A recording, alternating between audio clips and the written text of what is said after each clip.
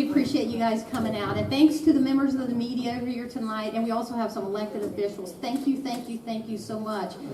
This is a super important meeting, and we appreciate you guys showing up. Okay, this is how this is going to go tonight.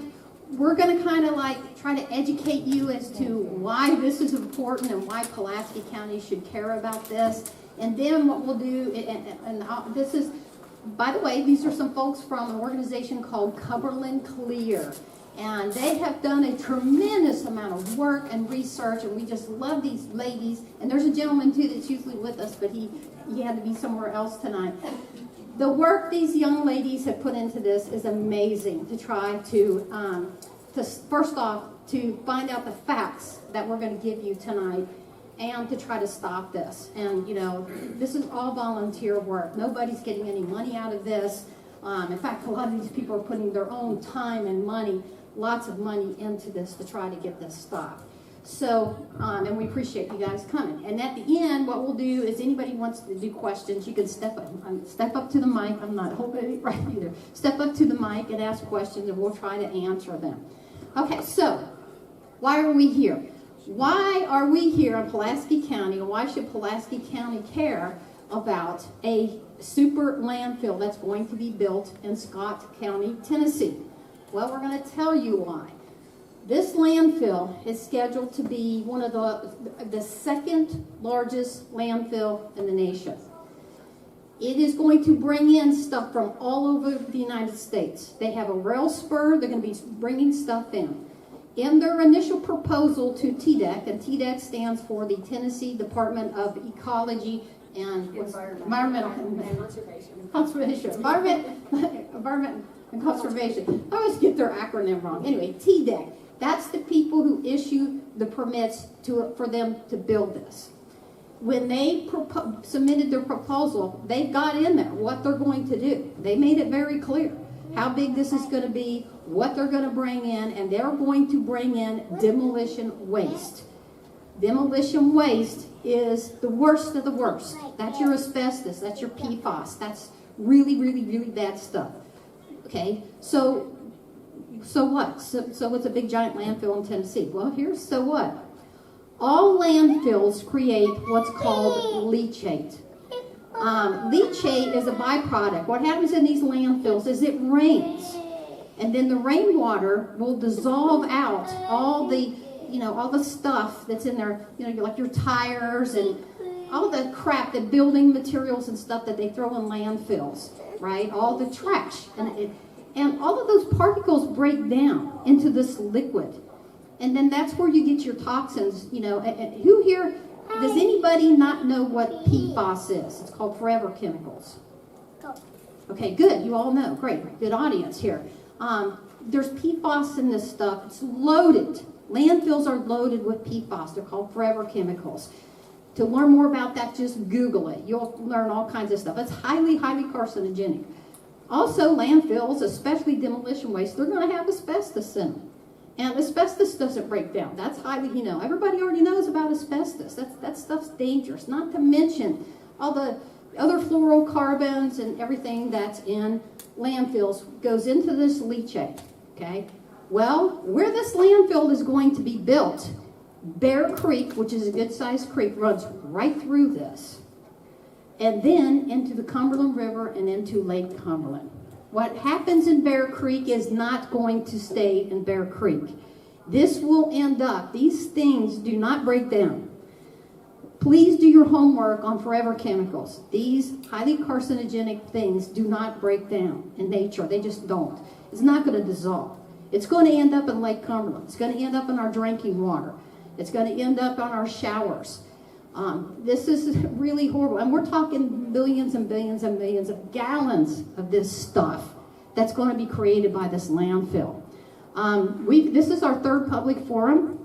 The first one they did in Scott County, Tennessee, we had, 450 people show up. Really angry, trying, TDEC was there at the forum. I want to talk about that a little bit because TDEC, this is the board that is supposedly the experts who will issue this permit, or hopefully not issue this permit, okay? One of the questions that was asked to TDEC, the so-called experts, was, well, are you testing for PFAS? And the answer was shocking to me. I knew that in Kentucky, our Kentucky government, if anybody's read the book, well, no one's watching, cheap plug, the Mayor Keck story where he brought in the leachate, what we exposed is the State Water District and the State EPA, they just weren't and still aren't, in some cases they were not testing anywhere for PFAS. They weren't testing the effluent of these wastewater treatment plants. Why is that important? Well, guess where all this leachate normally goes? They load the tanker trucks full of leachate up, and they take them to wastewater treatment plants. Guess where? Many of them right here in Kentucky. That's right, not just Mayor Keck, we got that stocked, but other wastewater treatment plants in Kentucky, our government and our state water district and our state EPA has allowed this to go on for years. And what a coinky-dink. I don't think it's a coincidence at all that Kentucky has the highest cancer rate in the nation. Period. That's a fact. Not only that, the type of cancers that we rate also the highest in the nation are, what a coincidence, the type of cancers that are caused by exposure to forever chemicals. That is, to me, is not a coincidence. We already have enough here. We don't need more, and we don't need a super dump that they're going to get into more of the dimensions and more of this stuff, and we'll introduce these ladies here in a few minutes. We don't need more of this stuff, and we don't need this landfill brought in. Also, rail. They're going to be bringing this stuff in by rail from all over the country. Again, this is going to be the second largest landfill in the nation. Bear Creek runs through this. And can you imagine how much crap they're going to bring in, toxic waste? Guess where it's going to come in? Where's the railroad go through here?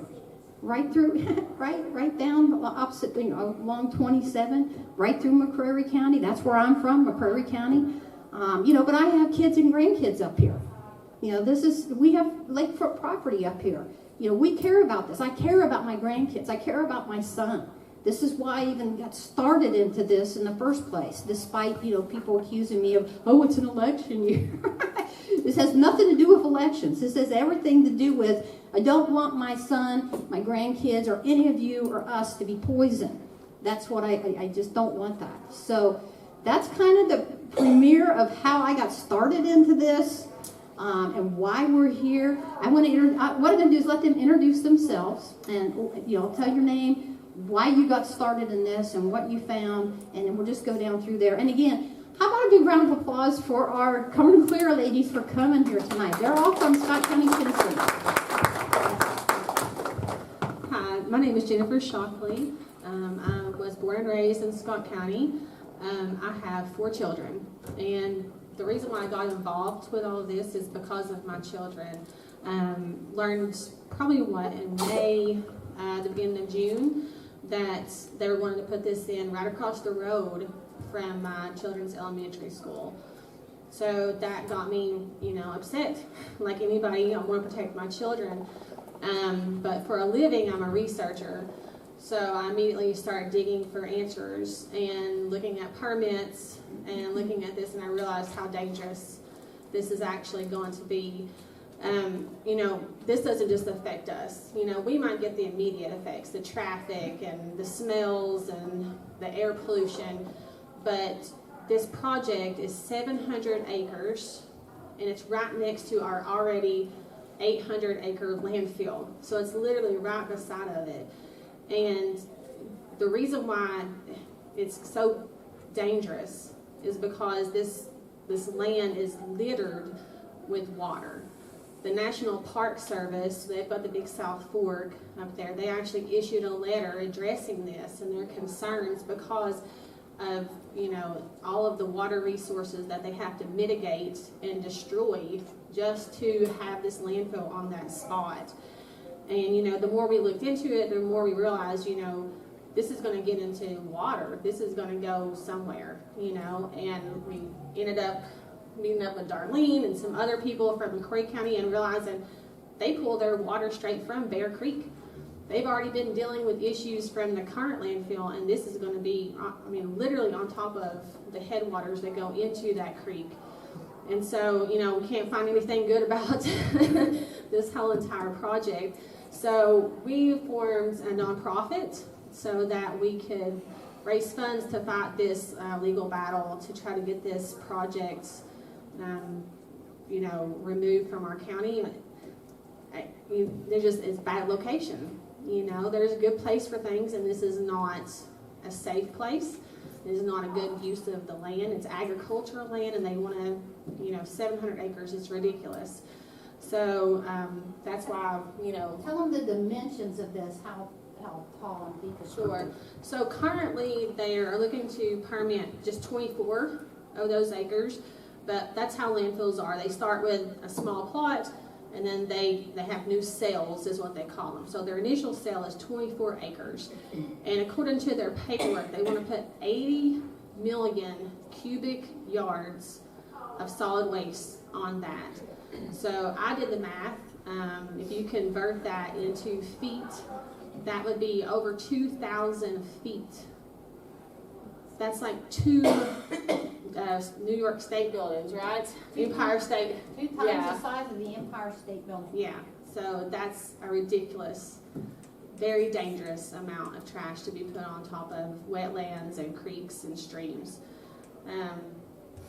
So that's why I'm here. I just want to protect my community. We went, one of our very first meetings, a lot of people were upset and people were talking, and there's this little 90-year-old woman that gets up and she's spitfire, and she talks about how, she already has to live with the effects of the current landfill. And when she found out about this, she said she can't sleep at night. She's so worried she can't sleep at night. And that's when I realized this isn't fair. This is not fair to us, and it's not fair that somebody, nobody's looking out for our elderly. Nobody's looking out for our children. And, our Department of Environment and Conservation does not do very much environmental or conservation work. Just because it's permitted doesn't mean that it's safe. So, we're just trying to spread the word, and we're trying to ask people to join in with us and to help us stop this project, because what starts in Tennessee isn't going to stay there. It's going to come down to you guys, and it's going to be quick. It's not going to be decades, because it's the headwaters. It's going to be really quick that those toxins and stuff do get into Cumberland Lake. So I'm going to pass it on to go ahead. Let me real quick. Go ahead. Something I forgot to say. The TDEC meeting we were at, I want to hit something else on that too. They were asked, well, how do you get reports or whatever, because they only test the current landfills in Tennessee. And by the way, Kentucky's not much better. Okay, Kentucky's state water district is not much better in Tennessee. But in Tennessee, this is the experts saying this. They said, well, we normally test about once a year. Now think about that. They're only testing, the effluent from these landfills or the burn off. Some of them burn this stuff off, right, at the top, that goes in the atmosphere. And what comes up must come down. It's just going to come right back down into the lakes, rivers, and streams. That's even more dangerous. They only test about once a year. Or they rely, and this is what he said. You can't make this up. This is on film. He said, well, we rely on self-reporting. Now think about that. They rely on the landfill to say, hey, TDEC, we're poisoning the lakes, rivers, and streams. Can you come out and fine us? No, seriously, that's what they rely on. At least Kentucky's a little bit better about that, but not much, okay? That's just dangerous. Then somebody else asked a question about, well, are you going to test because they're talking about a system that burns the leachate off and it goes up in the atmosphere. Well, around the landfill, are you going to test the air vents around that? And he says, for specifically PFAS, for forever chemicals. And the TDEC guys said, well, there's no way, there's no technology. You can't test the air for PFAS. This is what an expert on TDEC said. That is patently false. There's been around for decades, the triple mass spectrometer. There's all kinds of technology that can test the air for PFAS. They test the air for carbon. Now, that's how the scientists say, how we believe carbon's causing climate changes. Climate change has gone up, that weather's gone up, carbon's gone up. So the fact that he made that statement just should concern everybody. These are the people that are going to make the decision whether to issue this permit. And these are the people that are supposed to be watching the waters in Tennessee. And as we sit right now, the current landfill down there is already got an in violation. And it's leaking in, into the lake, rivers, and streams. We don't need a ginormous thing right next to it doing the same thing.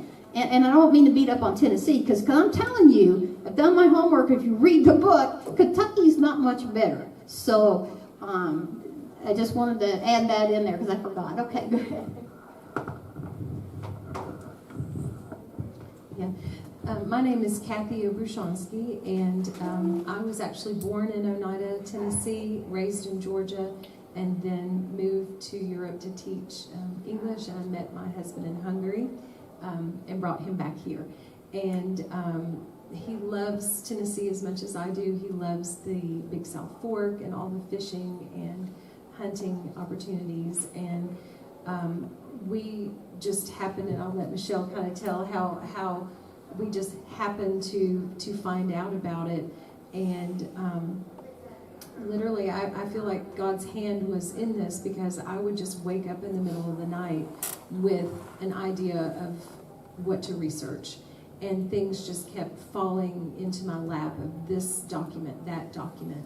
And I started saving these things and just finding clues as to how this happened.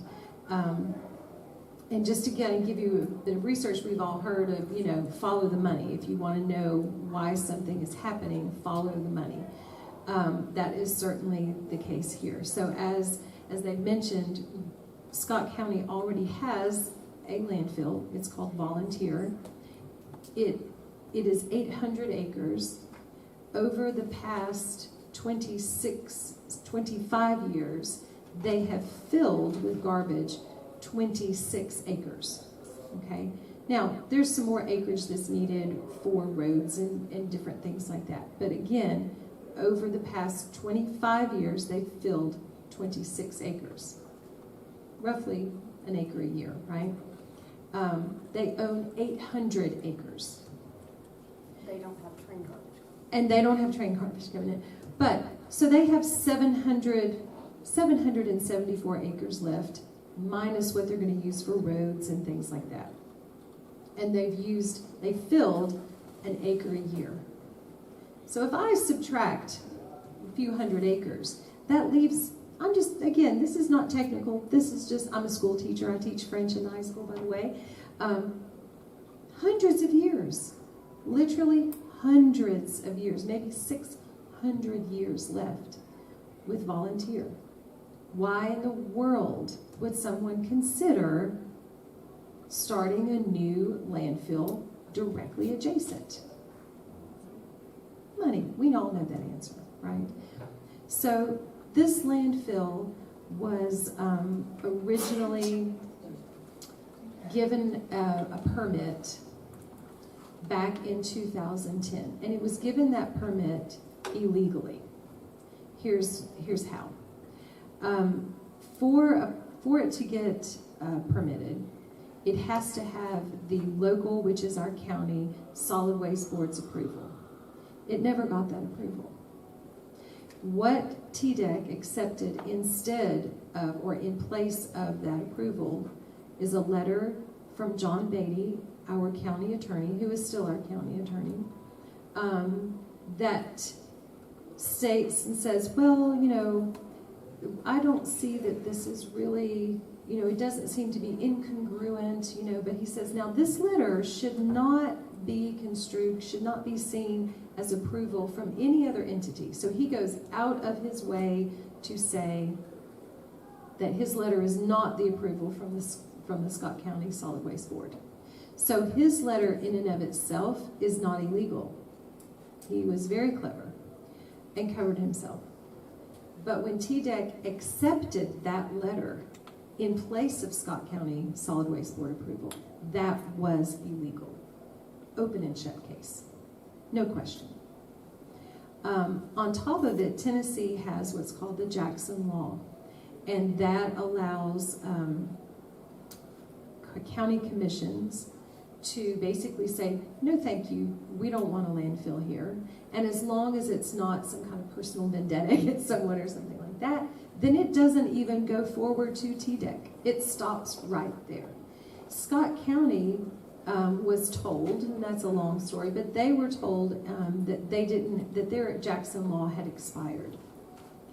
Turns out that's not true. They had that ability.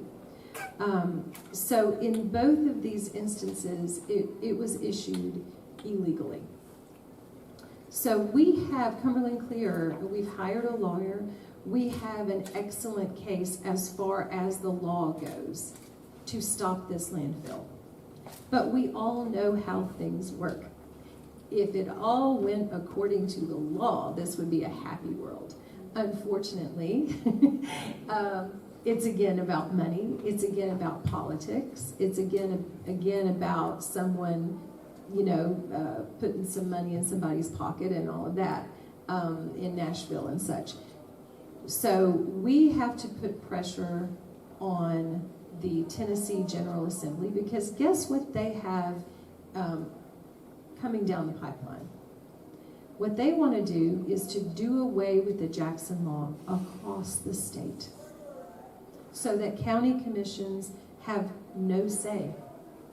Some private investor could just come up and say, I'm putting this landfill right here beside the hospital, right here beside the school, right here beside a neighborhood.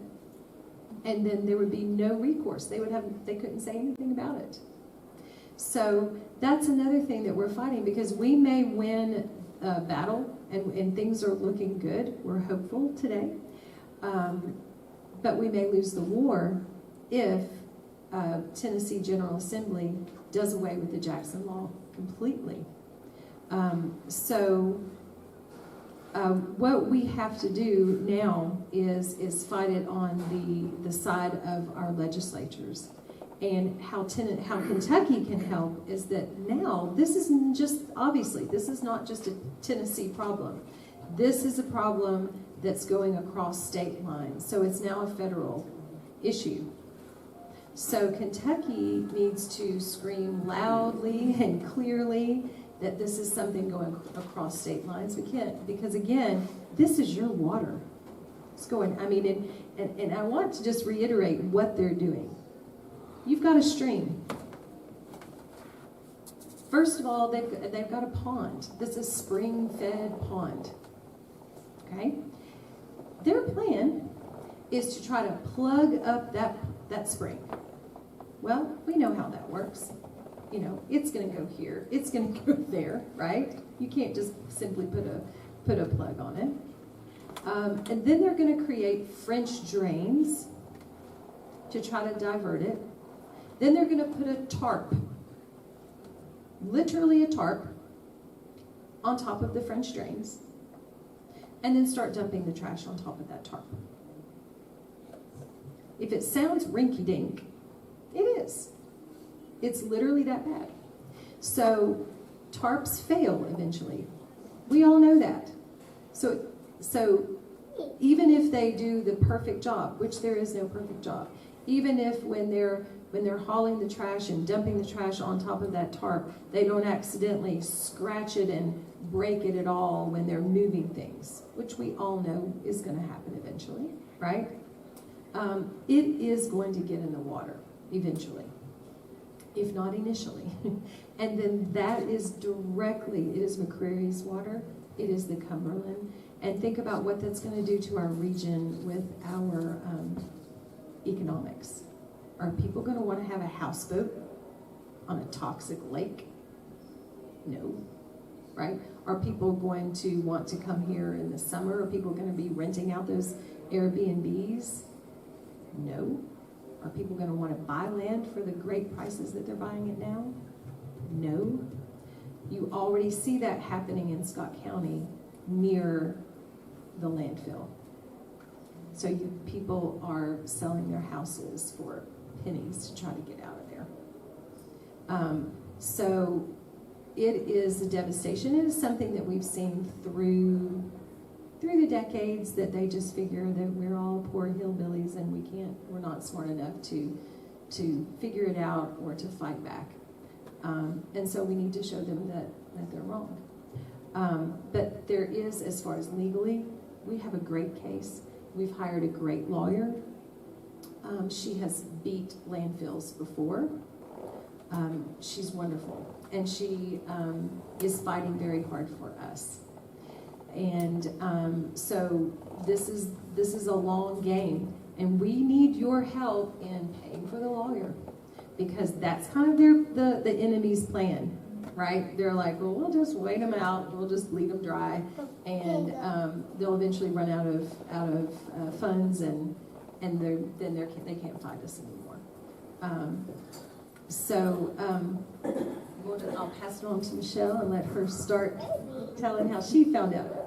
Michelle, real quick before we jump in there, let me say something else too. What has happened is not only has Cumberland Clear, an organization, I call it the citizens organization, has a lawyer and they're fighting it.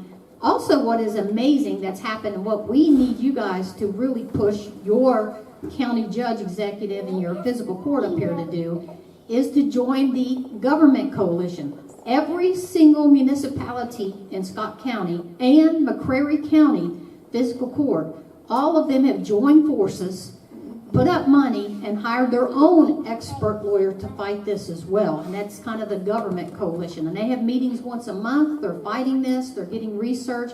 And the two lawyers are working together to fight this.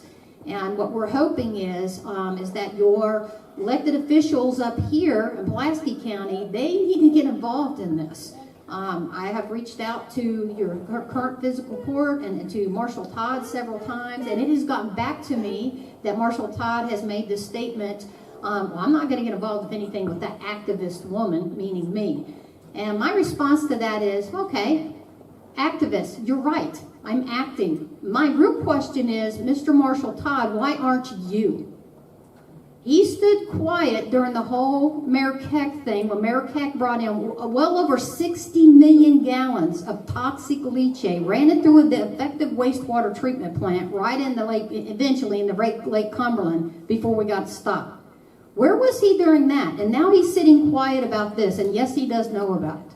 So what we're hoping too is that you guys will go and tell people, call your magistrates, call your county judge, call your, I want to say call Mayor Keck, because I think that's probably a waste of time.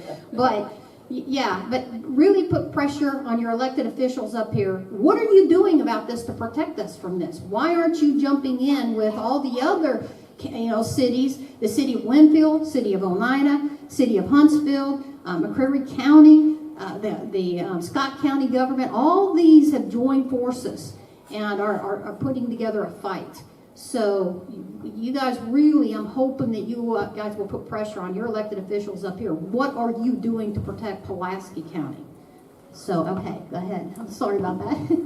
That's okay. My name is Michelle Trieschman. I am a native Scott Countian, born and raised. Lived away for a few years, but my parents have always lived there, so Scott County has always been home for me. And my husband and I moved back in 2020 and have opened up a business. So we are not only residents of Scott County, but we are business owners, and will be directly affected by this proposed landfill going in. I just want to touch again on what Kathy said about follow the money. People in Scott County are not going to get rich off of this. People in Atlanta, people in Chattanooga are. This is yet another case of Appalachia where you have outsiders coming in and taking advantage of the hillbillies, the poor hillbillies that don't know any better. They swoop in, they take advantage of, they get their money, and they get out. This is going to be once this, if this is allowed to go in, once it goes in, it's there. I don't care if they only put a few tons of garbage in it, or if they are able to put, what was the number? 80 million. 80 million cubic yards. It does not go away. It never goes away, ever. As long as there is rain falling from the sky, it will leach through the garbage and it will create these toxins. And again, because of the proximity of where we are and where you guys are downstream, we're definitely going to be smelling it. It's going to be in our air. It's going to be all around us. You guys are going to be drinking it. And so it is something to be alarmed about, and it's something to get involved with. Again, we've got these people from Atlanta that are putting up a tremendous amount of money, and they're hoping to be able to get millions and millions and millions and millions out of it over time. The garbage industry is a multi-billion-dollar industry worldwide. They'll shrug their shoulders and look at you and say, well, the garbage has got to go somewhere. And then if we don't watch out, it goes in our backyard, which is the situation that we're dealing with. This permit, as Kathy mentioned, was issued in 2010. That's over 15 years ago. This thing has been, they've tried to shop it around to multiple entities, from what we understand over the years. No one has wanted to touch it because it's in a bad location. Trying to put a landfill on top of water is nonsensical. It does not take a genius to figure that putting garbage on top of water sources is just not smart. And they love to use the term state-of-the-art. We're going to create a state-of-the-art landfill, a state-of-the-art recycling facility. State-of-the-art, state-of-the-art, state-of-the-art. I don't care who you are. Things go wrong. I would challenge any of you to look up any landfill, Kentucky, Tennessee, any state, to see if they've ever had a violation. Just pick one.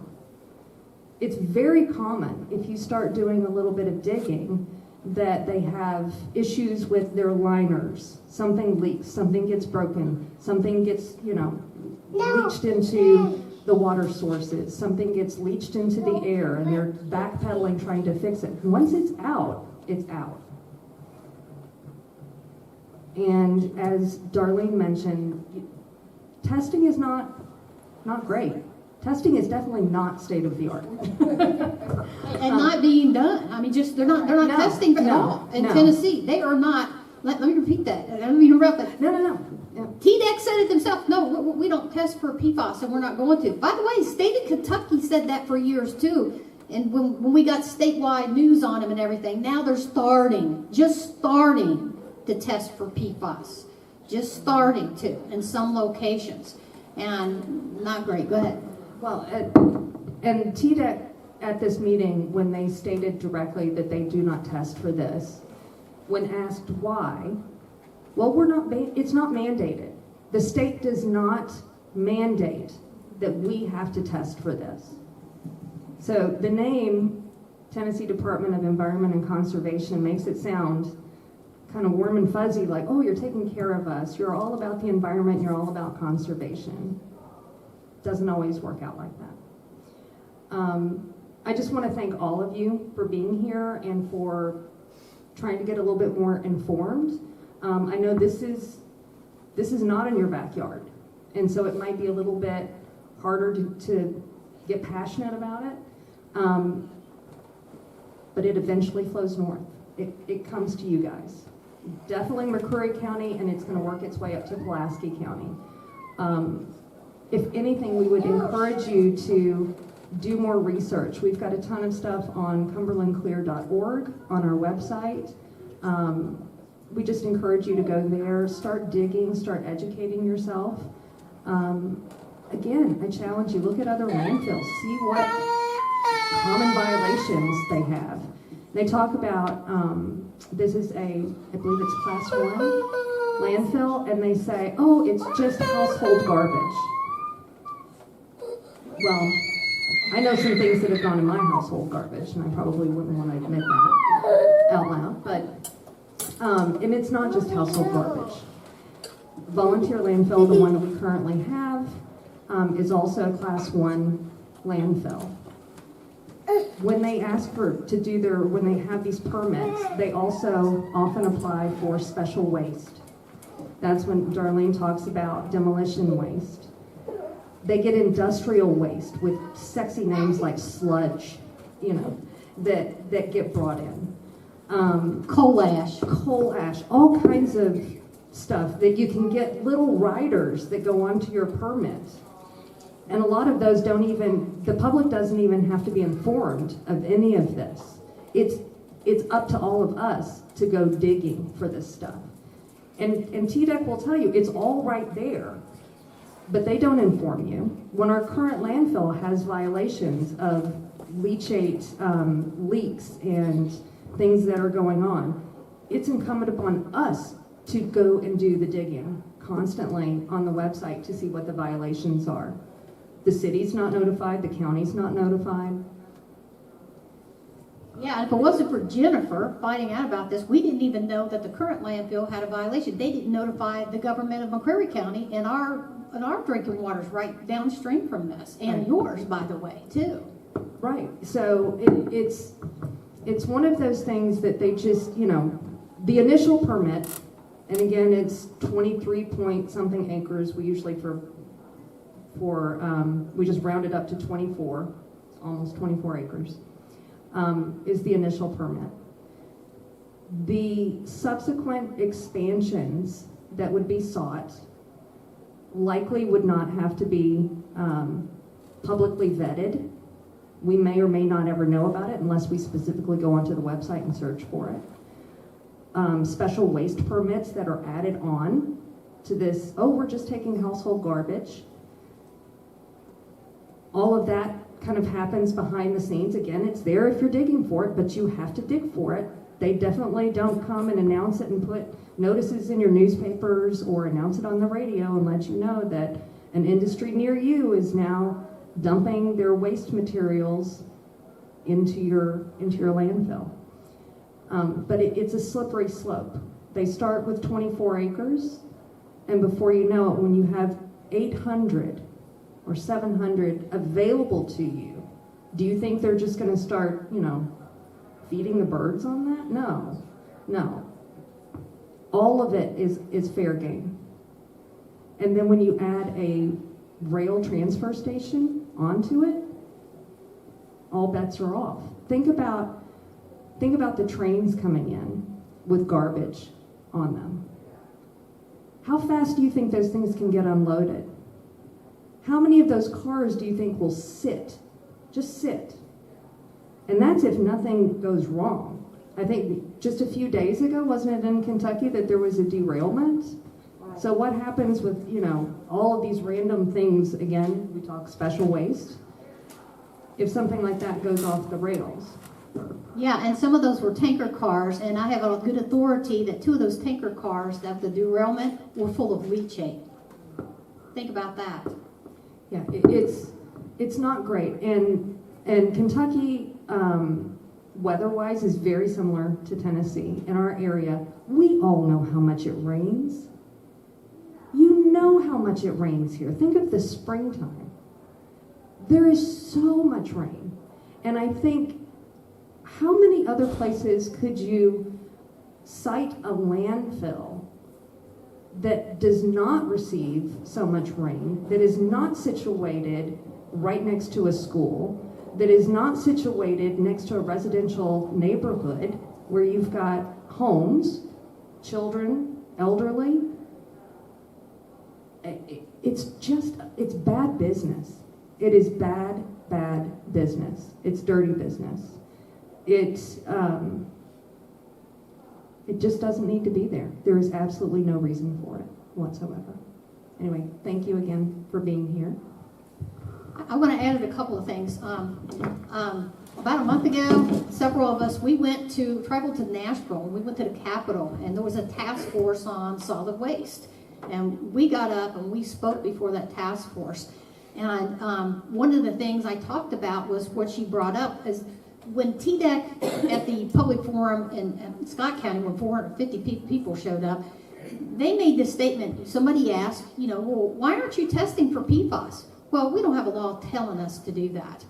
Well, I have my name on there to talk, so did she, so did, all of us, and they conveniently passed over all of us. And then the last person said no and let Jennifer get up and speak. But, they weren't going to let her speak either. But one of the things, that I said in Nashville in front of this task force is, I talked about that. What a stupid answer. What, you have to have a law telling you to protect your citizens? Are you kidding me? So they had elected officials on this task force. I said, let me ask you this. Show me the Tennessee revised statute that says you're forbidden from testing for PFAS. Show me that statute. Well, you can't because it doesn't exist. So that's a choice. TDEC is making a choice to not test for PFAS, just like Kentucky Water District, Kentucky EPA was making a choice for years to not, and they're still not really testing that much either. That's a choice. They can choose to test for PFAS. You don't need a statute telling you this stuff is dangerous as all get out. It's poisoning people. It causes cancer. That's a proven fact. Maybe, perhaps you should test for it. What, you have to have a law telling you to do that? Are you kidding me? That's just crazy. And then I wanted to hit on this too. When Knox Horner, that's the name of the guy, the main guy that's putting all of this, monstrosity together, right? He's the flipper, the shaker and mover that's he's the orchestrating all of this, and he's going to make a crap load of money. And by the way, he don't live around here or down there either, right? Off this. When they submitted for the first permit, the first, what do we call it? Whatever, the paperwork to get the permit to put in their name, it was a landfill. Now all of a sudden, just recently, quite coincidentally, after we appeared before that task force, I'm convinced, and 450 people showed up in Scott County, and then we have one in McCreary County, and it was like over 50 people showed up there. And I sent a letter to the governor, and I'll read part of that to you in a minute, the Tennessee governor. All of a sudden, he's now calling this, it's an ecology park.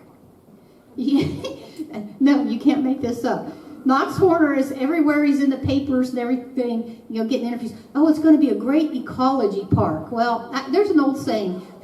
You can sprinkle, rose petals on a cow patty, and guess what? It's still a cow patty. All right? This is still a landfill. I don't care what he tries to change the name of it to. This is not an ecology park. This is going to be a super landfill. It's going to be super ginormous, and he's got rail. That's his photographs. For the permit. He's got pictures of, we're going to bring in stuff from all over the country, rail. So do not be fooled when he gets interviewed and he calls it an ecology park. I just thought that was just laughable to me. Let's see. Also, I want to talk about, I've been called a tree hugger. That's fine. I love our area here. I love the wildlife.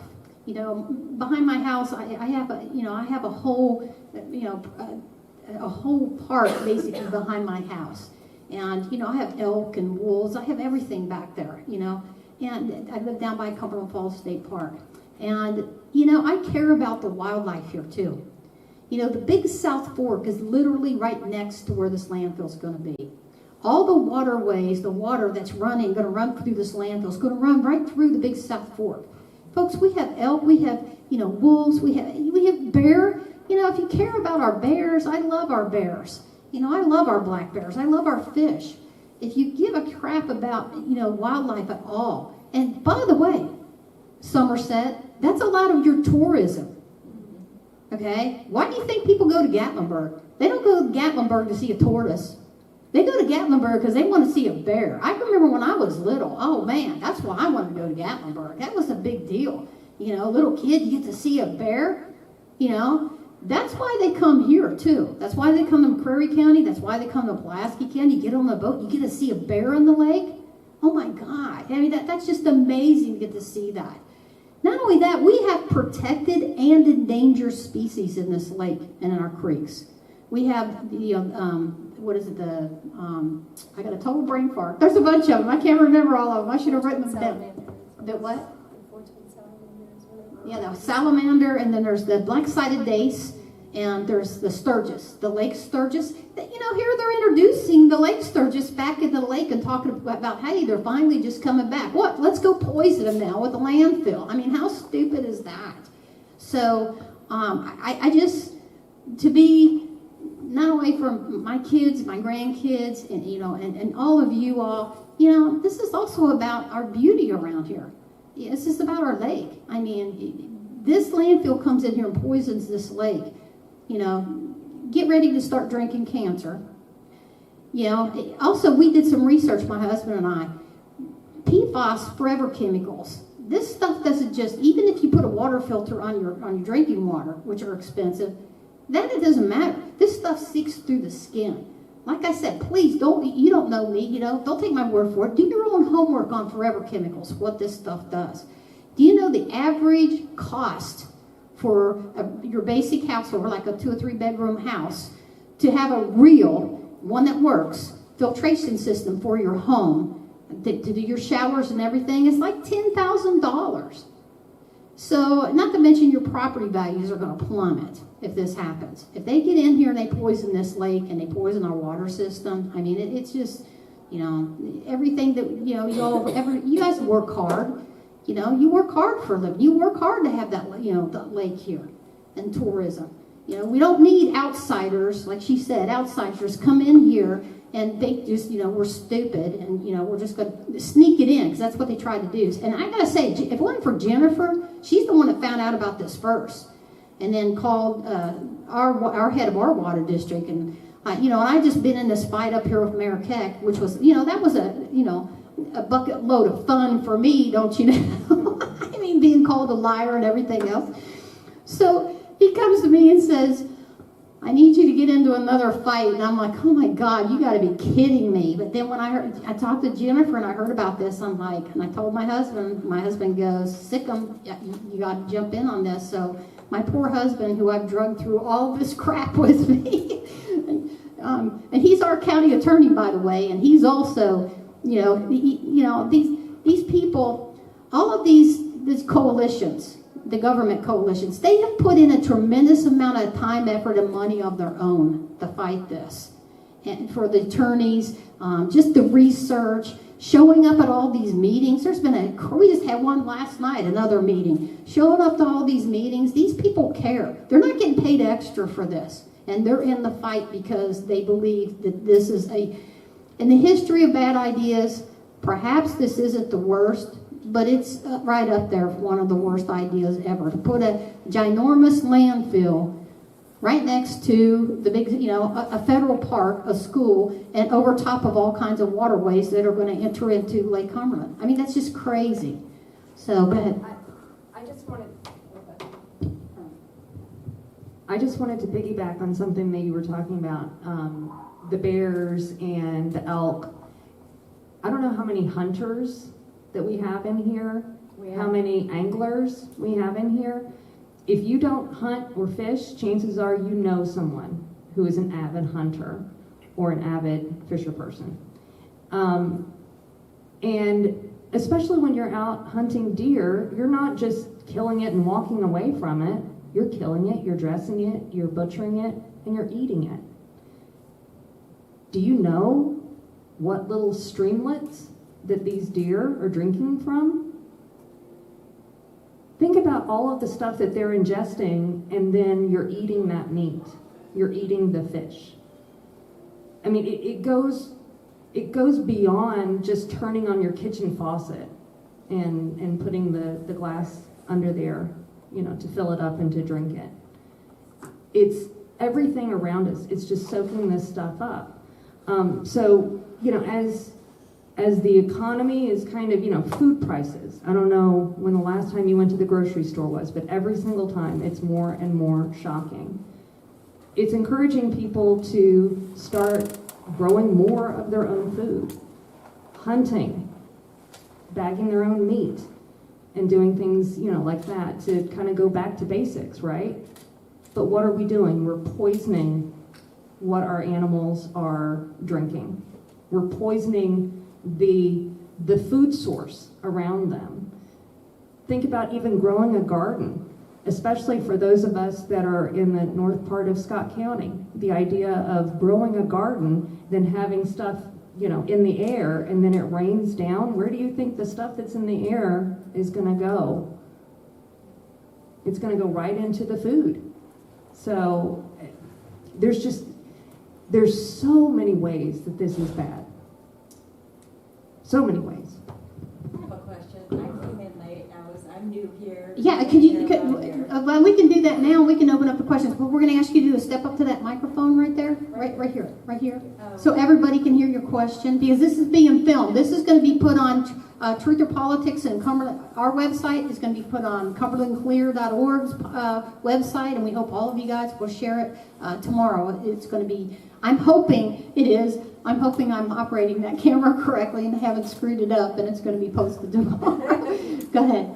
I'm sorry. I came late. I was intending to be here at 6, but I had company in from town. Had to get dinner done before I darted out to come here. But so I missed the beginning of this, and being that we are new here, is there, like, do you have a map of where this garbage dump is going and where it's going to affect the waterway? So all of us, like, I'm a visual person, so for me, it's, you know, for me to be able to see something that's showing where it's going or where the permit is now or where they're potentially going to put it to where the river flows. You know, we just bought here a little over a year ago, and when I saw your post on Facebook, I'm like, what is this? PFAS, I'm telling you, I came from Michigan. It's all over. You will never, ever, ever, ever get rid of this chemical. Once it's in our dirt, our water, we're all susceptible to cancer and any other sort of thing that comes out of that. We have a lot of firefighters up in Michigan that are very, very sick because they're working with this PFAS. Whenever there's a fire, that's, you know, part of what they use to put it out. People don't understand that.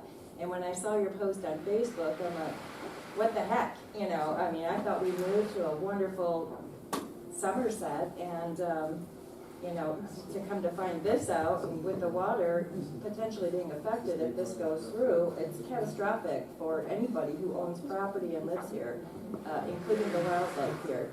So if somebody could provide a visual. She does, and also there's a website, www.cumberlandclear.org. All of this, all the information that we're giving you, the permits, the different documents. Jennifer and these folks have done an amazing job of anything you want to do. Also petitions on there that you can sign to stop this, who to send letters to, all of that stuff of how you guys can help us is on the Cumberland Clear website. So I'll show you this. I've got a couple other copies if somebody else wants to see one. You want to see it? Let me get my glasses. Okay. Thank you, Jennifer. You're welcome. Also, I want to bring up too, I don't know if you guys remember when I was fighting with Mayor Keck to stop the leachate coming in here. Right in the middle of this fight, I think it was 2 or 3 years ago, Kentucky Fish and Game came out with a warning, don't eat the fish. You can't eat, you know, and you can Google that. It's still there, you know. So Kentucky lawmakers have allowed so much of this stuff to come in here that you have to limit the fish you eat in out of the Kentucky lake rivers and streams, particularly around the Cumberland Basin, because they're loaded with PFAS. So we already have this stuff in here. We definitely don't need more. Go ahead. Okay, so this we didn't go all the way out to Somerset, but this is Highway 27. You see right through there. So Highway 27 goes. I'm just going to put that down. Highway 27 goes straight north up here to Somerset. So the blue is the proposed landfill, and that's the entire property that they own currently. And then the purple is where our current landfill is. So you see how they're right next to each other. Bear Creek actually starts. This is like right around here. It kind of goes by this roadway, and then it goes through their property right through there. But this part right here is a mountain. So all of the water rolls down that side of the mountain. And the National Park Service actually issued a letter talking about how sensitive all this is for the headwaters for Bear Creek. So headwaters are super sensitive. Anything that gets into them goes straight into everything. So that's why I'm concerned. We've got, you want to call that? I can read that to you. They're wanting to, let's see. And Jennifer, can you also touch on the fact this is where they're putting this used to be strip mined, Yeah. and that is what that does to the area and to the soil. Is it destroys it, and it almost makes it like straws or like a sieve. Yeah. Yeah. So our soil up there, I don't know about here, but we have clay soil. So the water pools up on it. So when you've got strip mined land, the coal seams are very porous. So the water just pours straight through those coal seams. So the water pools, it finds a coal stream, and goes straight into the water table.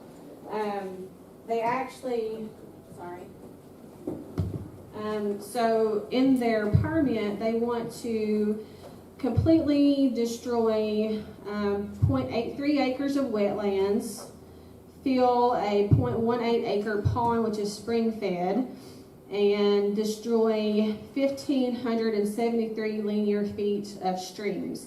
And these are all considered, most of these are considered waters of the United States. So they know that these flow into, a river or a creek somewhere. They're not just, a little tiny stream that doesn't go anywhere. On top of that, they're wanting to relocate 642 feet of streams, in addition to adding in multiple culverts for the road that goes into that landfill.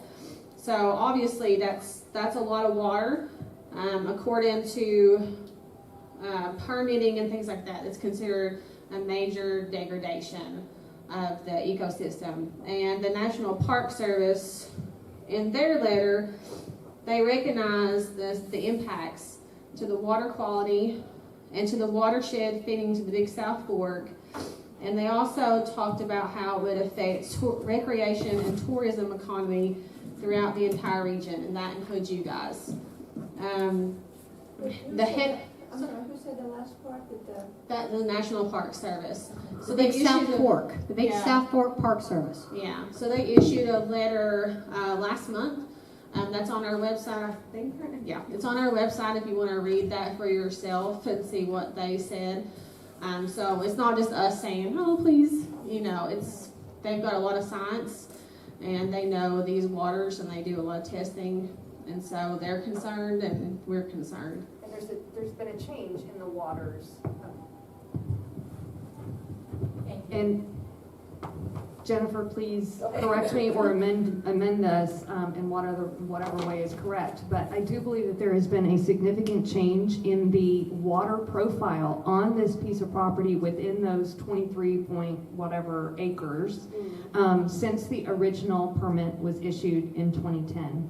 So even they know that this property is not the same property that it was. And it was questionable at best why this permit was ever issued, because so many steps were sort of jumped over, and it's like, oh, that one sort of fills the ticket, and so we'll just put a little check mark by that and go on to the next one. So that whole process was questionable, but nevertheless, that land has changed. It is a different piece of property than what it used to be.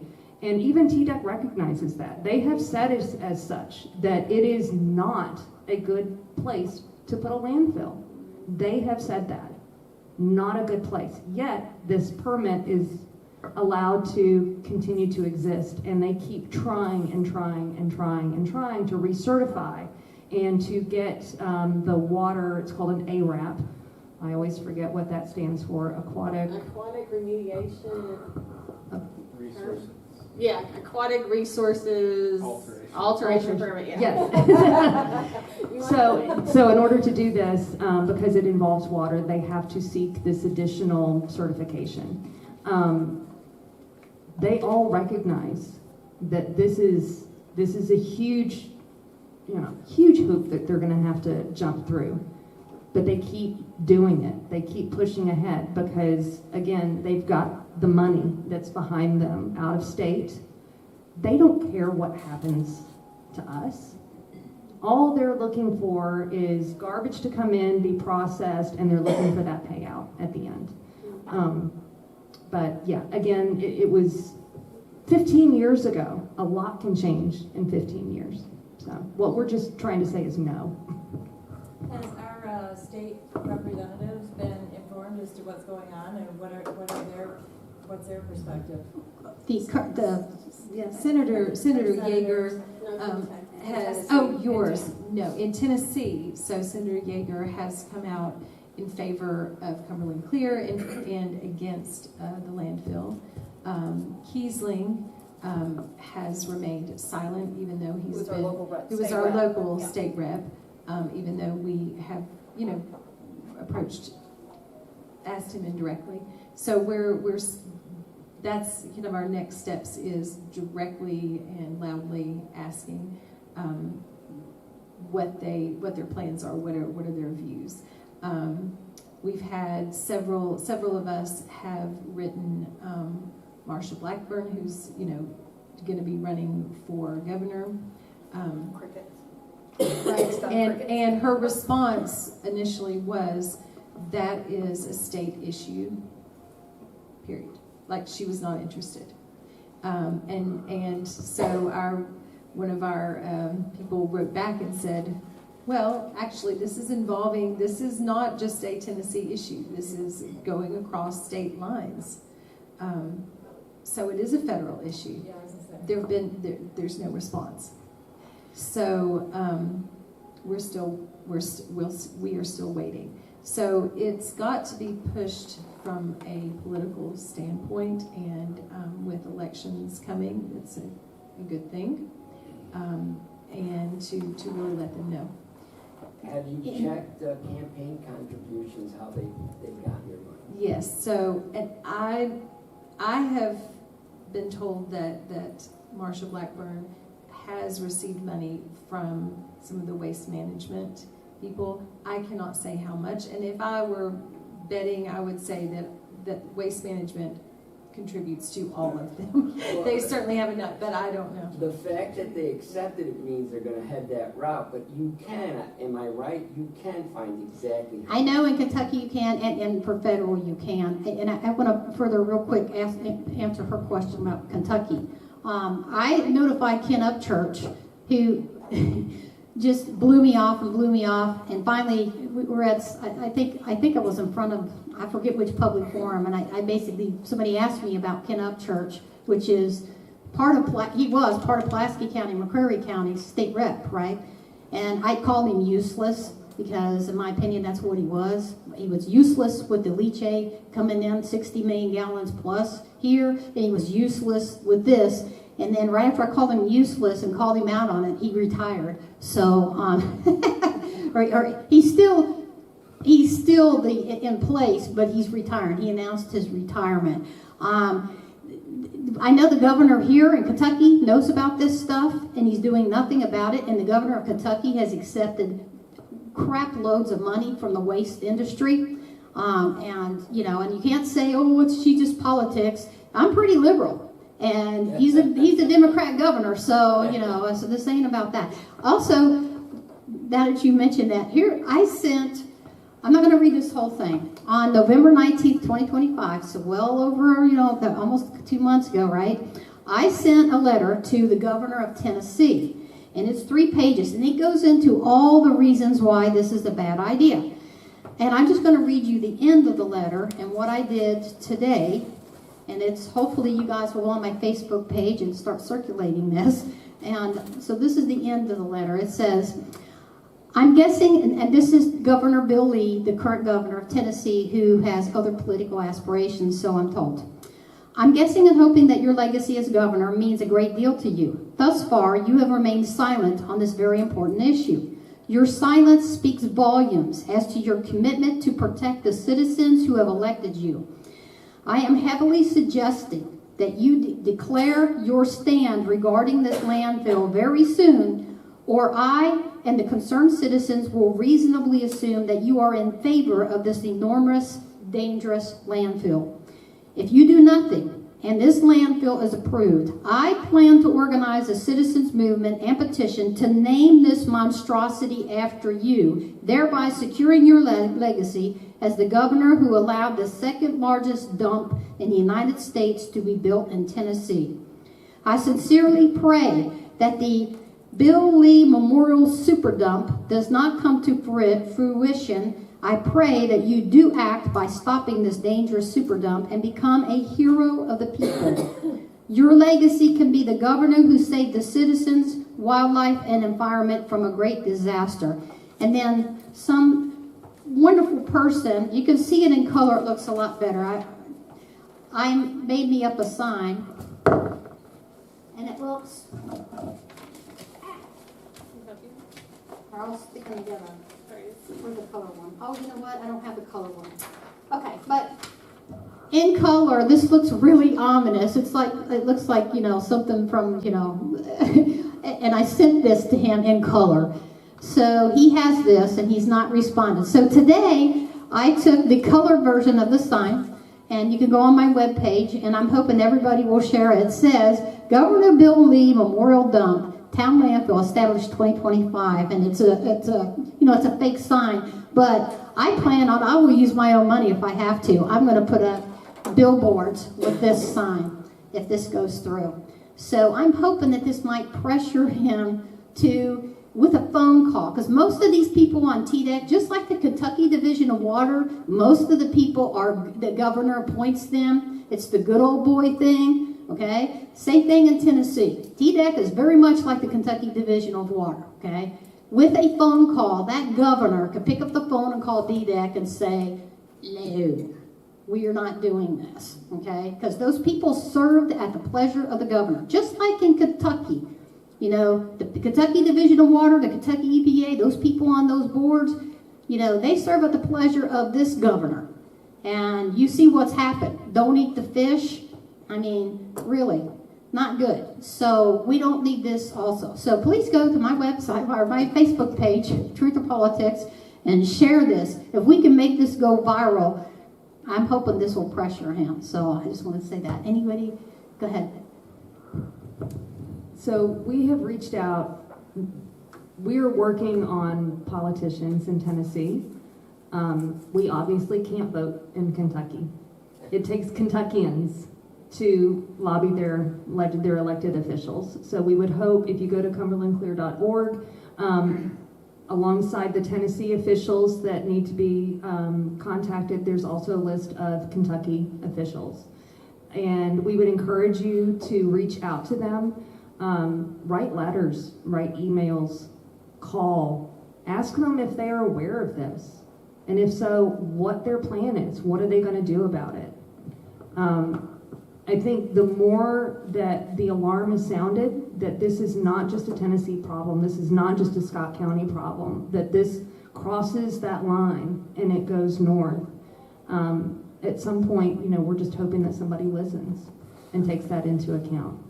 Also, I know that we're making efforts, myself and another person, and our county judge executive from McCreary County has notified Rand Paul. I've talked to his people. In fact, Rand Paul asked, our county judge executive, what is the most important thing going on in McCreary County right now? And our county judge executive said the most dangerous thing we face right now is this landfill. And so he knows about it. So hopefully Rand Paul will get involved. I'm working on it. Other people are working on it. We're trying to get Rand Paul to jump in and do something. So we're working on that too. So we have, if you go in the corner of the room back there, we have printed off sheets that have lists of the Kentucky representatives and their contact information. So you can take one of those if you're interested on your way out. It has Tennessee legislators on there as well. If you want to, you can write to them as well, or call them and let them know why they should care, as well. If you're interested. So we want to open up for anything else, guys. We want to open up for questions, and we will try to answer your questions. If anybody got questions or comments, if you want to talk about, this is being filmed, and we're going to post this. So please, if you feel about this, however, please step up to the mic and tell, that you don't want this. Or if there's somebody here that wants the landfill, we will be respectful to you. And this is our third public forum, and we invited people, and we promised them if they wanted to stand up. I've invited Knox Horner, please come to the public forum. We will be respectful of you. We will let you talk, and nobody's going to boo you or throw anything at you or anything like that, So please step up to the mic if you want to comment or ask a question. Anybody? Did we do that good of a job? If you don't have questions, you got to have questions. And I'll come to the mic. I just want to ask one question. Where are they taking this lead chain down there now that said that existed? Okay, my understanding, and I just found this out, I have not verified this. My understanding is that some of it's going to now to Burnside. I have not verified that. I'm in the process of trying that. But it's also coming up to, some of it was going to Cynthiana, and the mayor up there got it stopped. He contacted me, and they got it stopped up there in Cynthiana. But it's coming up to Kentucky in different places. The actual leachate from other landfills. I've heard it's been going to London, Kentucky. Yeah, I heard that too. I have not verified London, Kentucky. I have not verified that either. I've been doing all this. I have not had a chance to hit them with open records requests. So I'm going to do that. So we're on it. I just haven't gotten to it yet. One of the issues is exactly that leachate. That initially a good portion of that leachate was being processed from our current landfill, right? Volunteer landfill was being processed at the Oneida water plant. And one of the major issues was that, again, TDEC just expects that these landfills are going to test on their own, right? And they're going to report any violations on their own, which is absolutely ridiculous, but that's exactly how it works. And so Oneida Water Waste found out that that Volunteer had reported some violations, and they did report it to TDEC. And I believe it was cyanide, an over of cyanide, but Volunteer had not notified Oneida Water Plant. So here was Oneida Water Plant for a long time processing, and it had too much cyanide in it, and they were not notified, which is a separate violation, right? So Oneida Water Plant turned Volunteer in to TDEC and said, okay, here are two different issues. One, they had too much cyanide, and two, they didn't notify us. That kind of caused, in my view, a squabble. Could be absolutely just, accidental, but shortly after that, Volunteer said, well, we're not going to send you any more of our leachate to process, right? Because Oneida does make a little bit of money out of it. However, when you're processing, it's really doing a lot of harm to your equipment, and that's costly. So it's, in the end, it's not worth your money at all, right? You're probably in the hole, So they thought that they would be hurting Oneida Water Plant by not sending that leachate in response. Oneida didn't care. Right, and so now what Volunteer has, they've put in an application to create a second leachate evaporator, which is basically leachate is dump juice, and it boils the dump juice. And in a perfect world, it would just be the water that's evaporated that's gone into the air. But that's not how that works. There are other things that stay attached to that water vapor, and then go in the clouds, travel as far as clouds go, right? Before it comes down in the form of rain. Could be all the way up here. I mean, our clouds travel, right? So now that's why they've had to ask for a second leachate evaporator. And so that begs the question, where in the world would a second landfill, an additional landfill, where are they going to get their leachate process? Because it's not going to be Oneida Water Plant, right? And that answer is not even addressed Well, yeah, it's- officially in their application. They say, that in their application it says, well, Oneida Water Plant seems, like they would. I mean, they try to spin it like Oneida said that they would. Oneida came back and said, we did not say that we would, for sure. You didn't get any kind of definite answer out of us. So that's also, what are they going to do with that leachate? Let me piggyback on what she said first, real quick, and then at the very first coalition, and this is the government coalition meeting. Okay, this is where the McCreary County Physical Court, all the leadership of all the governments down there formed their coalition. Knox Horner, Mr. Landfill, right? He's there, and he makes the comment. Steve Whitaker, which is our water district guy, Steve Whitaker turned around and asked him, what are you going to do with your leachate? And he goes, well, Oneida's going to do it. And coincidentally, Steve Whitaker's dad runs the Oneida Water District thing. And he says, no, you're not bringing it here. And he said, well, and so they asked him, what are you going to do with it? He goes, well, we've got it covered. We got a company called Safety Clean. Well, I'm sitting right next to him because I didn't know who he was. Coincidentally, I come in and sit right down next to Knox Horner. So anyways, so he says, Safety Clean. So I write that down. I drive from that meeting straight back to my office. I do a little undercover call. I call Safety Clean's headquarters, and I believe they're in Nashville, and I said, hey, I'm so-and-so, a peon that works for a municipality, and my boss told me we got a leachate problem. We got to have somebody come and carry off our leachate from our landfill. And my understanding is that you guys do that. How much do you charge and everything? And the guy that answered the phone says, we don't handle leachate. So that was my first introduction into Mr. Knox Horner. Was that. Okay, question. Can you come to the mic? So everybody, and also we want to, hopefully this is filming and I haven't screwed the camera. Hi. Good evening. My name is Phyllis Lawson. I'm a resident of Somerset. I supported you in the leachate. Thank you. It was one of those things when you first heard about it, you're like, what is going on? My first question when I heard it is like, well, if there's nothing wrong with it, why don't they keep it in Tennessee? So you answered that question. Next, my sister lives in Scott County, Kentucky, Georgetown, and they have had a huge problem with their landfill. Yeah. It has taken years and years, and she said even like at midnight, trucks will come in to skirt around the law and permitting and such. But, my concern here is the PFAS. Yes. And people will tell you, well, it's in your makeup, it's in your water, it's everywhere. My background is early childhood development, and in the last years I was doing it, I saw the number of children on the autism spectrum increase.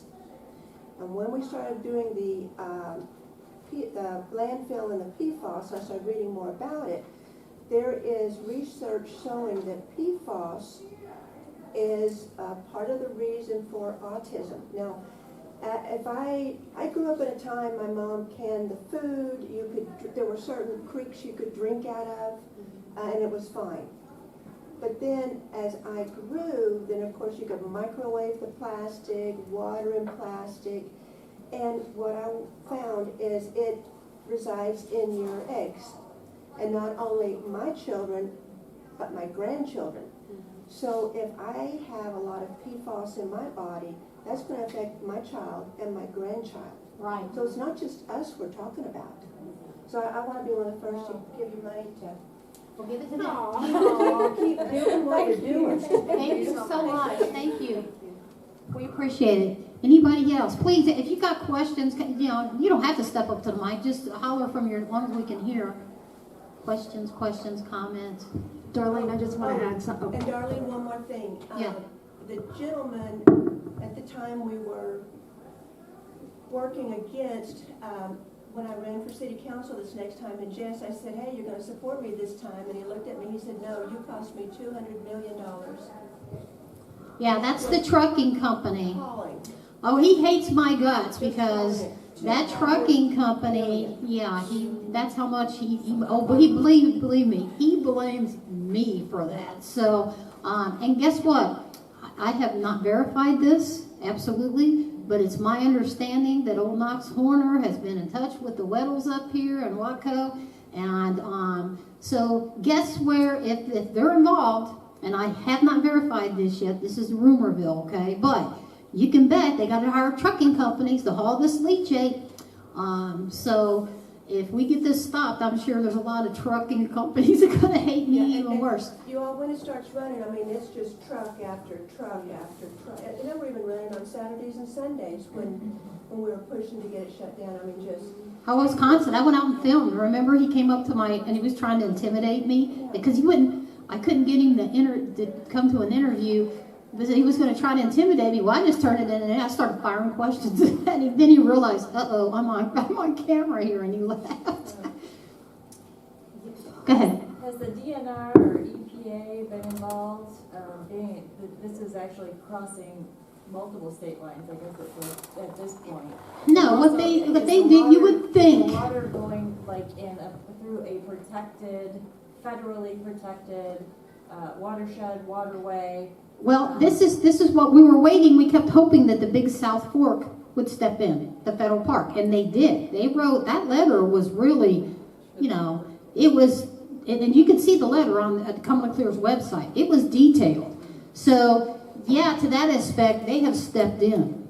So, but other than the federal EPA, no. And the state EPAs, the Kentucky State EPA, in my humble opinion, after going through what I went through, and thank you, the people here tonight that, there's some folks here tonight that helped me shut that down up here.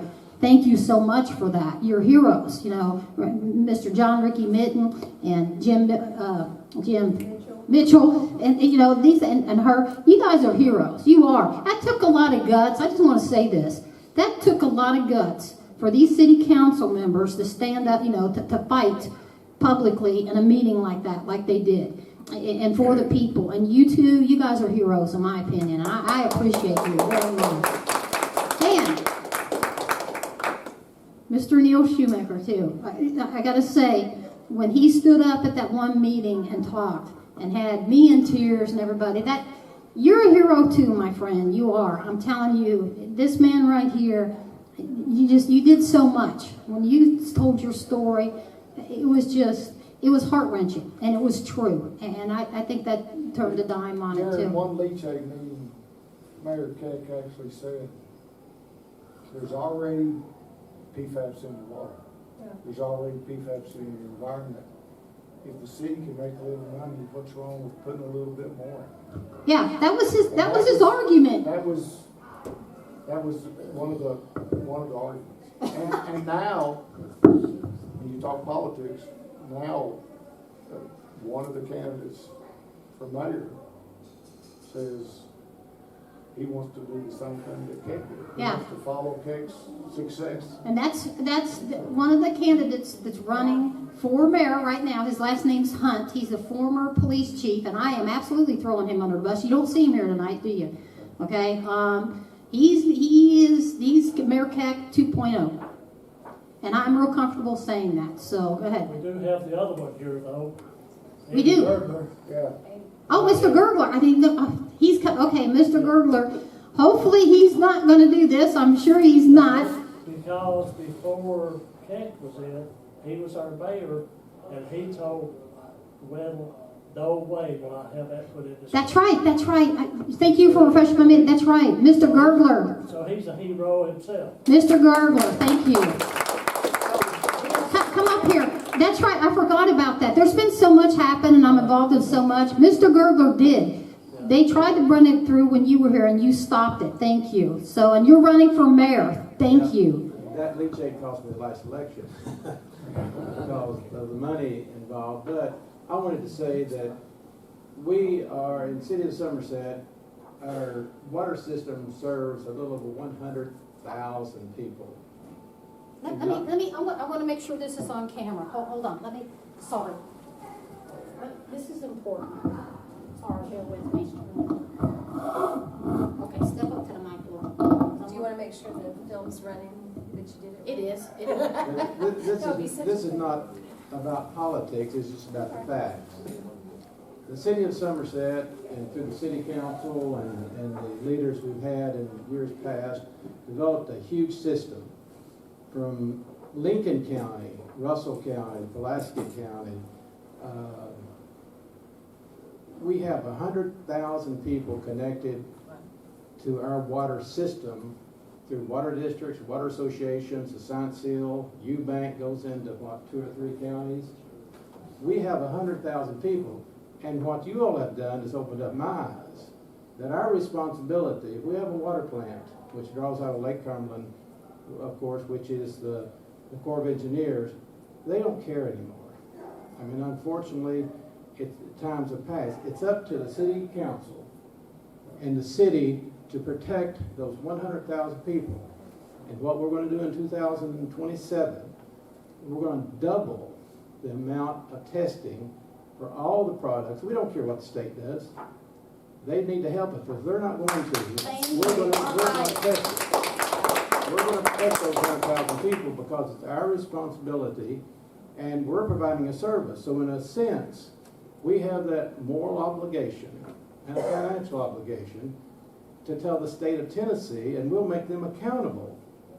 If they put anything in Lake Cumberland that affects our water system, then I'm sure the city council will take appropriate action to make sure they call it accountability. Every test result we get through our water plant and our sewer plant will be made public, both to the city council and to the press. I mean, this is a serious matter. 4 of my family members died of cancer. And as you mentioned, I was a health planner when I first got out of college. And the thing is that cancer is so predominant, particularly liver, kidney, you name it, it's bad. And so what we want to do, another thing we're going to do is we're going to change engineers for the water plant and the sewer plant. We'll have new engineers, new processes, new testing, because again, if we as a city take on the responsibility of providing 100,000 people with water, and we financially benefit, I think it's our responsibility to protect that resource. Now, I don't care whether they're haulers, whether the state of Tennessee that's allowing pollution into our streams that flows into Lake Cumberland. I think there needs to be accountability. And that's one thing that I want to do as mayor. And I'll admit, this issue never did come up, did it? Because we didn't allow leachate, and I told them, there'll never be leachate, and they said, well, you won't be mayor long, and that's true. You know, so that's, money means power. And the only thing that meets money is the people. So if we're wanting to protect our environment, and again, we're not talking about great things, just simple things of more testing. We'll test every month, it's going to be tested before anything goes into our water plant. And we'll test it when it comes out of our water plant. We'll have new engineers. The engineers and the transportation's already funding mass money to my opposition. So they're going to come at it again because when you're talking about, what was it, $200 billion? Oh, yeah. I mean, you can see where they're going to try to put in their people and try to coerce the city council members to do what they want to do. But I'm here to say, and it's not politics, it's facts, that, again, if we serve 100,000 people plus, and we have the financial resources, and they pay us to provide them a service, then it's our responsibility to make sure it's safe. I mean, I'm guilty of not doing that in the past because I really didn't know about it. We all do. You know, never heard of it till she came up. You know, nobody ever told us. Our engineers never did tell us anything. They didn't test for anything. They only tested what we told them or the state told them. And I'd get those reports. I didn't know beans about those reports. I think people should have, every citizen in this country, an expectation should be clean water. Clean air and clean water. I totally agree with you. And particularly as the city of Somerset, since we have assumed that responsibility for 100,000 people, we should do our jobs to make sure it's safe. And if it's not safe, we need to be held accountable. Well, and you're serving 100,000 probably residents, Yeah, right? Here, it's think about all of the people that come down every summer to enjoy that Lake only can't include Cumberland. them. So that is even doubling Probably or tripling a million that. Yes, Yeah, you're absolutely. talking 1 million people a year. put foot in that lake probably. And the biggest thing is, if we're providing water, and some directly or indirectly to 1 million people, what is our responsibility? And I can assure you, as mayor, and I'm sure the city council will go along, we'll do everything in our power, regardless of what the state doesn't do. It's our responsibility to do it. And I'm sure we can test. And we'll do that, okay? Thank you.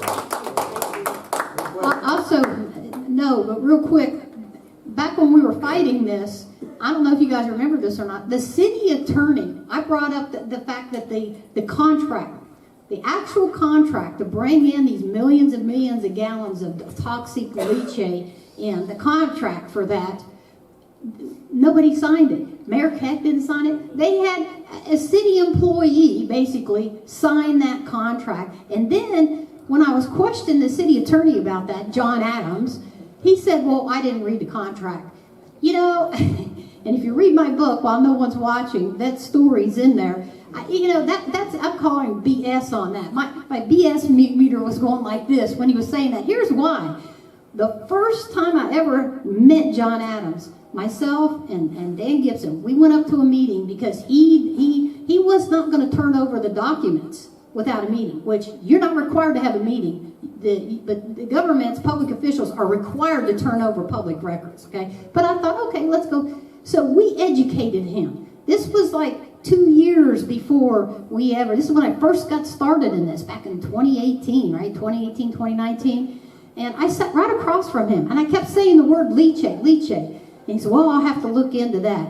Well, then he doesn't turn over the documents. So I go to the Attorney General's office, and they contact him. Why aren't you turning these documents over? And I have an email, and I posted this. By the way, we have a documentary called Lake Cumberland, What Really Lies Beneath on YouTube. Go watch that. You'll see these documents. He replies back to the Attorney General's office, I have no idea what she's talking about, leachate, something about leachate.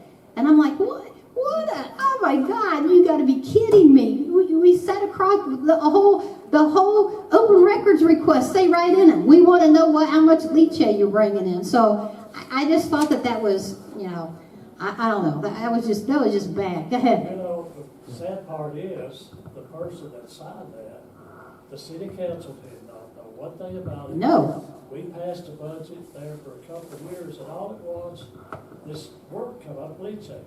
I was a water purveyor for 30 years before I ever came on to the council. I'd never heard of leachate because I wasn't in the wastewater. I was in water. And we got to study it, and I asked John here, and we got to look at it, and said, this is wrong, this is not good. And then that's when it all blew up, and then you came. We did a public forum, and you guys came, and we educated you, and you asked me to come and speak in front of the city council. I was dumb as a hog on this stuff, But as soon as I found out, and when Mr. Weddle, Shay, met me outside the night that I was the one that made the vote, for the motion, he said, Jim, you don't know what you're talking about. I said, Shane, I do. I was in water for 30 years. You're in the trash business. You know how to do it. I know how to do water. Yeah. I said, well, that's as far as we'll go. And I said, we'll still be friends, but we're not friends. Let me point out that regardless who's mayor, okay, whether me or somebody else, but I did want to point out that already $30-some thousand have been already put in opposition money through engineers and contractors and everything else. I'm saying in next year, regardless who's mayor, you wanted to keep vigilant in terms of addressing this issue, because I think the health, like you mentioned, and my biggest point, which I hadn't ever thought about this, that if the city of Somerset covers 100,000 people, then what is our responsibility ourselves to make sure that the product we are providing to the public is safe? Right, it's called liability. Liability, and I think right. we need to address that regardless who's mayor, that you all keep after it and keep addressing this so that we at least know what's in the water, like you mentioned, what lies beneath. Right. We want to know, and I think we need to make sure that the city council gets all these reports. We need to make sure the public gets reports, the newspaper gets reports, good, bad, or indifferent, so we can address any issues that come up. Or, in our opinion, we as a purveyor of services to 100,000 people that we're doing our job the best of our ability.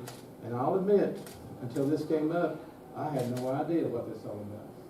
And nobody told us. The engineers didn't tell us. Well, Mayor Not Keck one word. snuck it past you is what he did.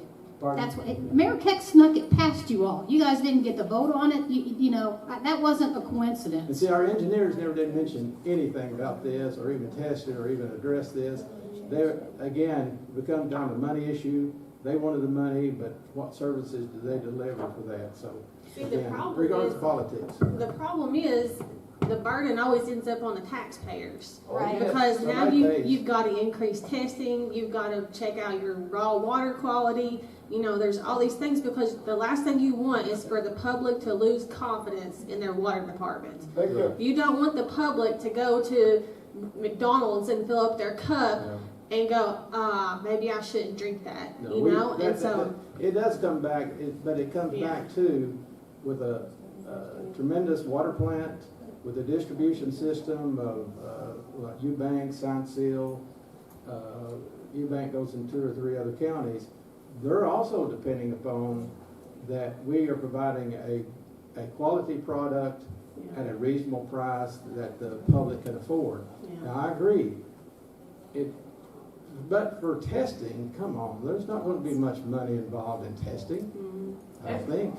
So that's why we want to come back to, and that's the reason I mentioned that after y'all brought it up, that in 2027, regardless who is mayor, Somerset has a vital interest, and you all have an interest as taxpayers and everything else, make sure that the product that we're selling to the public is in the public interest.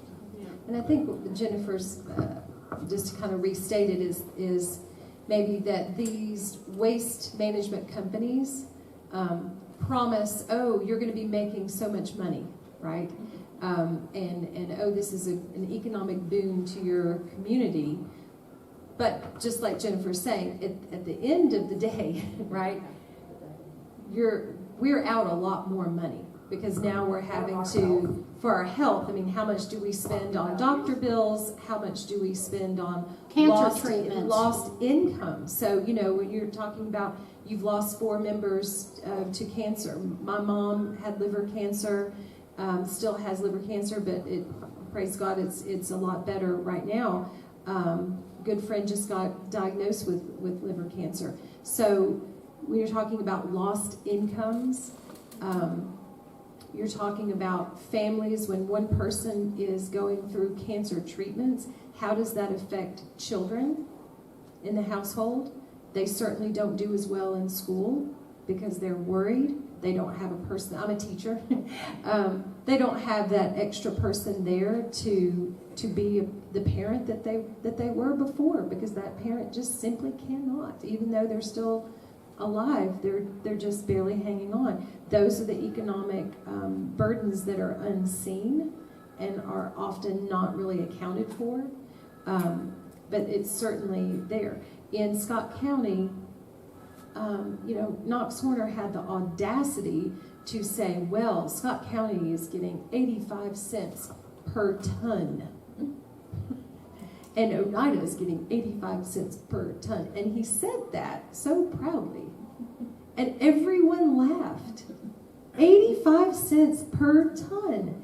And then we've negotiated more, not us, of course, to where it's going to, increase slightly to, I think, $1.20 in another few years per ton. And it's not worth it at all. And here's the catch, too, that the money that municipalities get, it can't be spent on just anything. It has to be spent for trash-related things. So it can't be spent to, improve your school or any normal things that taxpayers would want. No, it has to be spent to, buy another trash truck, right? Or maybe improve the road right in front of the landfill. Recycling, things like that. But that's it. So it's not the boon that they're trying to sell it as. And Knox Horner's article in the McCreary Journal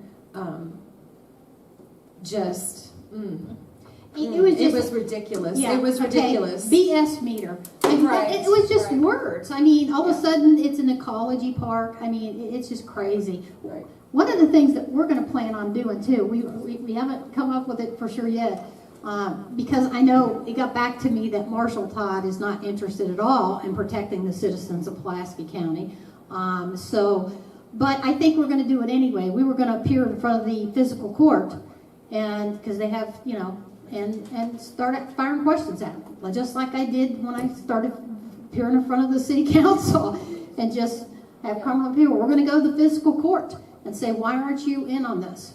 And if he tries to say he doesn't know about it, I'm going to post all the documents, I've snapshotted of sending him, about this public forum, okay? So he can't say he didn't know about it. I mean, he can say it, but, So I think we need to go to the next physical court meeting is what we need to do, Pulaski County Physical Court meeting, and hopefully you guys will come with us. Anybody else? Any other questions or comments? Yes. Well, I just want to say, Mr. Gerber made a really good, I hadn't thought about the 100,000 people. I grew up in Eubank, and yes, it extends into Lincoln County, into Casey County, I believe.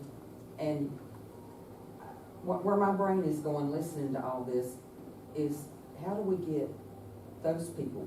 I saw this on Facebook and thought, maybe I'll go see what that's all about, because I had no idea. But how do we get these people say, hey, this affects not just the city of Somerset, not just Lake Cumberland, all around the county. Do you remember that shampoo commercial? You might be a little bit too young. That person told 2 people, and those 2 people told 2 people, and those 2 people told 2 I thought you were people. going to do what I'm going to watch. I'm gonna wash the lead shape right out of my hair. It's incumbent upon you guys to tell your network and to spread the word. In a perfect world, this would not be an issue. In a perfect world, number one, we would not produce as much garbage as we do. It's obscene, the amount of trash that each one of us sitting right here produces on a daily, weekly, monthly basis. In a perfect world, we would not have the need for these mega landfills. In a perfect world, a landfill liner would never fail. We don't live in a perfect world. Things happen. And we're just here to say no.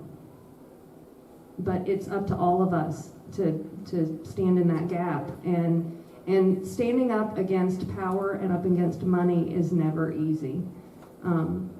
But it's necessary to protect our economies, property values, jobs, health, children, elderly, our livelihoods. Yeah, and you know what? The question is, like, Go ahead. is there a deadline, a timeline that we're looking at? So when you're talking about these permits, the last time, so this has been a back and forth process. They got a permit a long time ago, like 2012, to do all of this aquatic work and build this landfill, and it was too expensive and they couldn't afford to do it, and they backed out. So that's what they're applying for now. Back then it took them almost 3 years to do the work necessary to get that permit. Right now we're seeing a little bit of a pushback from TDEC because their application is not complete enough. They haven't done the things that they need to do. So we're kind of in limbo. I mean, it could be in 30 days that they approve it. It could be in 2 years. We really don't know.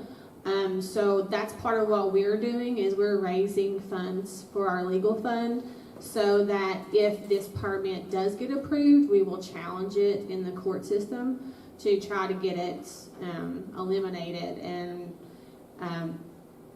we just don't know, so. Or if nothing else, keep it tied up in court. Yes. So they can't do anything. Yeah. We don't want to do that because money's not endless, but. Yeah.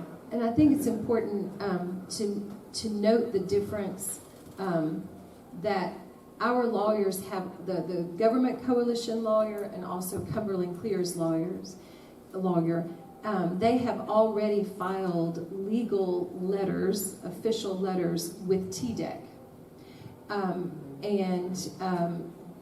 But technically, that's not court. So I know like one of our local papers said, well, the lawyers have not even filed in court yet, which confuses people because they may think that one of our papers said that, not the other one, that people came to me and said, well, you said that your lawyer had filed in court. And I said, no, TDEC is not court.